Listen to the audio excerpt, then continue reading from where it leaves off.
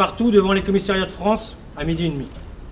C'est pour dénoncer l'agression odieuse dont nos collègues de Viry-Châtillon ont été victimes. Alors aujourd'hui nous sommes rassemblés en soutien à nos collègues du 91 qui ont été grièvement brûlés ce week-end par une attaque de 25 jeunes lorsqu'ils étaient en garde statique sur une caméra.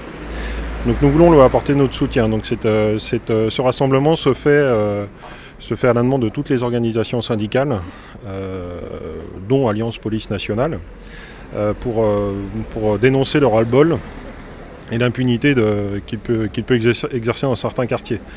Nous, Alliance Police Nationale, nous arrêtons pas là, puisque nous lançons aussi une grève du zèle, c'est-à-dire que nous demandons à nos collègues d'intervenir seulement sur les appels 17 urgents, de laisser de côté tout ce qui n'est pas urgent.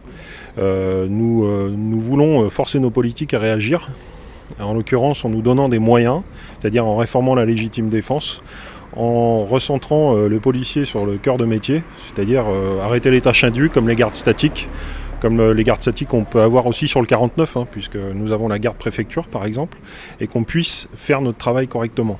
On demande un renfort d'effectifs aussi. Sur le 91, c'est 300 fonctionnaires. Sur le 49, nous demandons minimum 50 fonctionnaires pour pouvoir travailler décemment. Ça fait quelques années que je fais ce métier d'avocat et je suis au service d'un certain nombre de policiers depuis maintenant plusieurs années et j'ai eu l'occasion de partager un peu leur quotidien, leurs problématiques, la difficulté d'assurer la sécurité publique, le secours aux personnes, le secours aux biens. Et aujourd'hui, je crois qu'il se passe dans ce pays, mais comme ailleurs, un événement majeur, c'est la mise en danger très nette de policiers qui sont aujourd'hui des cibles et que l'on essaie de tuer, alors même pas dans des logiques de terrorisme international, mais dans des logiques locales, de défense de quartier, de caïds qui tout simplement décident de tuer, de piéger des policiers pour les tuer.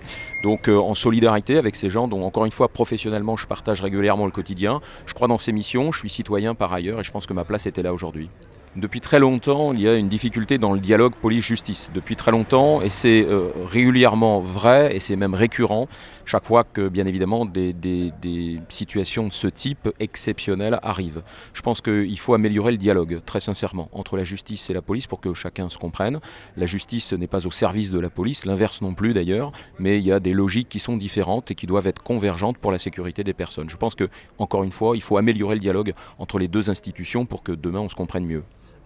Je pense que globalement, les situations de danger se sont multipliées parce que maintenant, pour échapper à un contrôle d'alcoolémie, des gens sont prêts à mettre en danger eux-mêmes les autres et les services de police qui contrôlent, encore une fois, pour échapper à une simple contravention ou un simple délit. Donc globalement, oui, je le crois, la situation de danger est beaucoup plus présente aujourd'hui qu'il y a plusieurs années.